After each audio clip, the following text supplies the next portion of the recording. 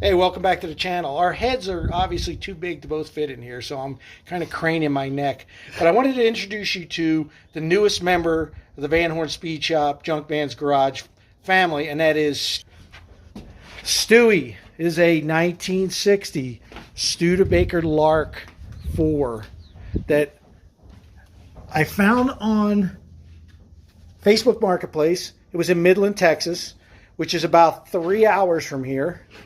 As the crow flies, because it was a hell of a lot longer me driving my truck today in the wind. But I went out there, picked this thing up. It's got a flathead 6 in it. I want to try and get it running so me and Matt can drive this thing around. But ultimate plan is probably going to be to put the twin turbo LS or maybe a turbocharged 4200, depending on what fits better. But this baby ain't too bad. She's fairly rust free. Got some little bit of rust in the floors. Trunk's got a little bit of rust in it, but it's got all the factory hubcaps. It's got all the pieces that you would want to start with. And honestly, the engine bay is kind of big. That straight six probably isn't as big as a Chevy straight six, but I think an LS will fit in here. And if not, a 4200 would probably fit if I cut that center section out of the firewall and set the motor back, which wouldn't be a big deal either. But let's take a peek at the inside real quick.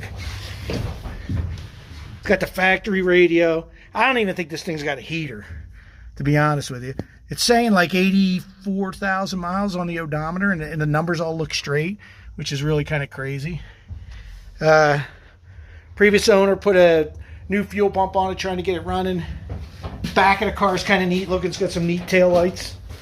So gas tanks over here, which I'm thinking if I turn this into a race car, I will put the battery disconnect in there and just put a fuel cell in it. But I got the keys with it. Matt and I are going to try and get it running, and then maybe we'll post another video of it. But welcome Stewie to the Van Horn Speed Shop family.